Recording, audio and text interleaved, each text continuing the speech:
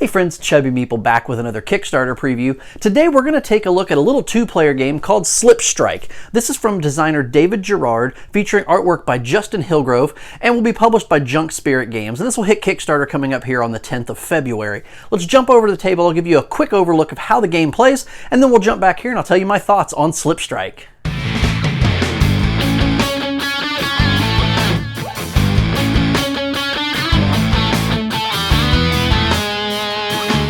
Welcome to Slip Strike, a two-player competitive game in which you and your opponent are agents, fighting it out in an alternate dimension using a variety of weapons, teleportation tactics, and time travel in order to land a single strike against the other agent and knock them out of the dimension, declaring yourself the winner. A game of Slip Strike, again, two players. You have an orange agent and a black agent, at least in the version that I'm demoing. There's also a blue version where the orange, instead of being orange, everything is blue, and then the other agent is still a black agent.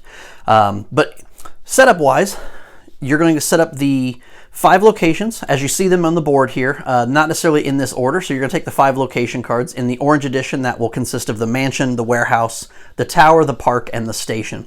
You'll shuffle those up, randomly place them in a circle as you see here. It is important to point out that what you're seeing are prototype components. So while this particular demo video includes cards for the locations, I believe the final product will have actual punch board kind of tile locations that will kind of fit together a little better than a circle of cards does. But so just know that what you're seeing here is subject to change in the final product.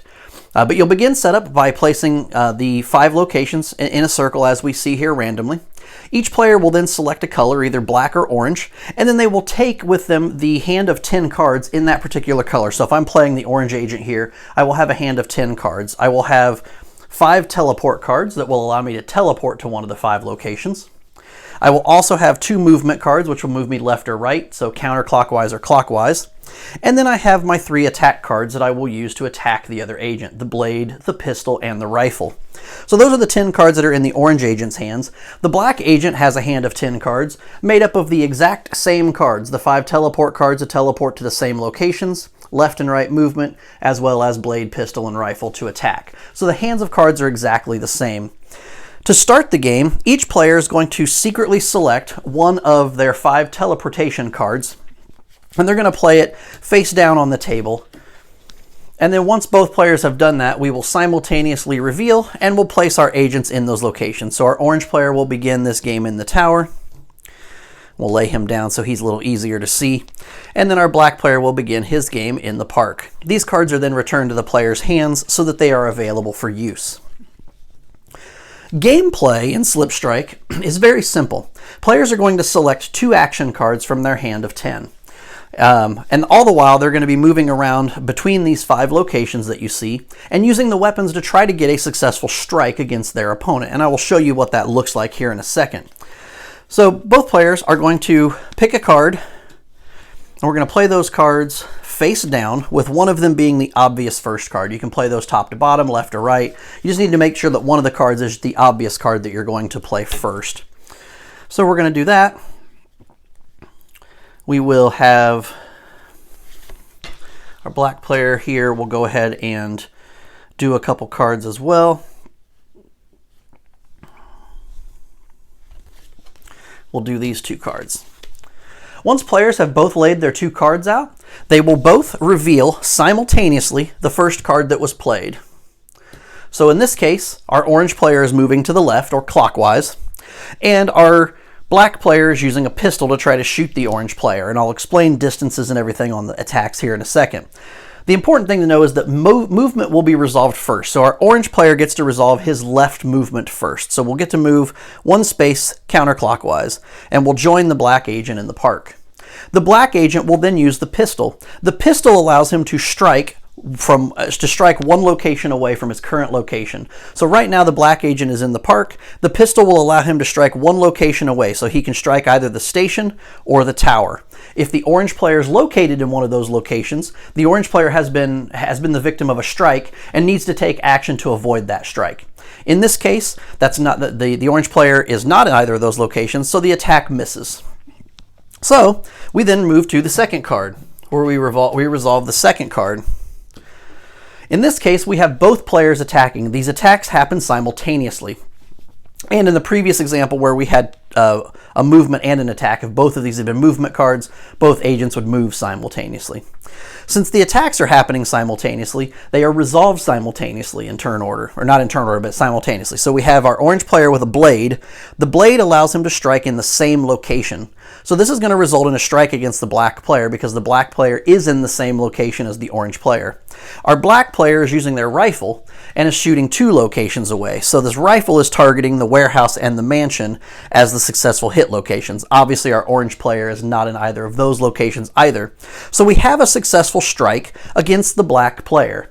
Now, at this point, the black player has lost the game. However, they do have the chance to do what is called slipping and slip out of the strike. In order to successfully slip out of the strike, the black player will look at their hand of cards, and they will need to use one of their teleport cards to teleport to a location that is not a successful target for the strike. In this case, only the park is the successful target because that's where our orange agent is located. So it wouldn't do our black player any good to teleport to the park because number 1, they're already there, and number 2, the attack is still happening. So they can use any of their other teleport cards to teleport away from this successful strike. So let's just say they're going to play this tower card. They're going to teleport to the tower. And 2 things happen. They play the card, the black player will teleport to the tower and actually move their piece there. The teleport card that gets used to teleport them out of a slip, or out of a strike, actually is then discarded from the game. So now for the remainder of this game, our black player can no longer teleport to the tower.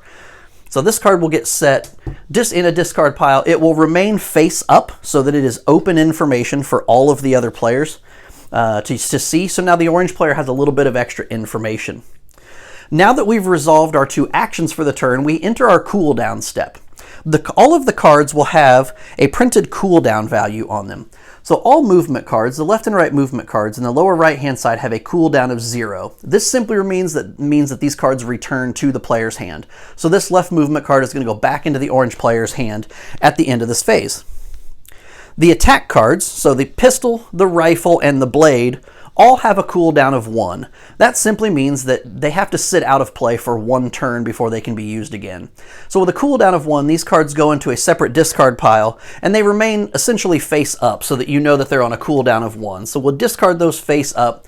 They're not in the player's hands. They are discarded face up, and it is open information. So now our orange player knows that the black player does not have the rifle or the pistol available to them. So I know that as long as I'm not in the same space as the black player with my movement, I'm not susceptible to any attacks. Likewise, the black player knows that I don't have my blade, so the black player doesn't want to end up, they would like to try to end up in the same space as me because I can't blade them if they do land in the same space. Play will then resume exactly like that. Players again will select 2 cards, placing them face down, and then they will get revealed simultaneously. So we're going to pop that down here, and let's try this out. All right. So we reveal the top cards again. We flip these over.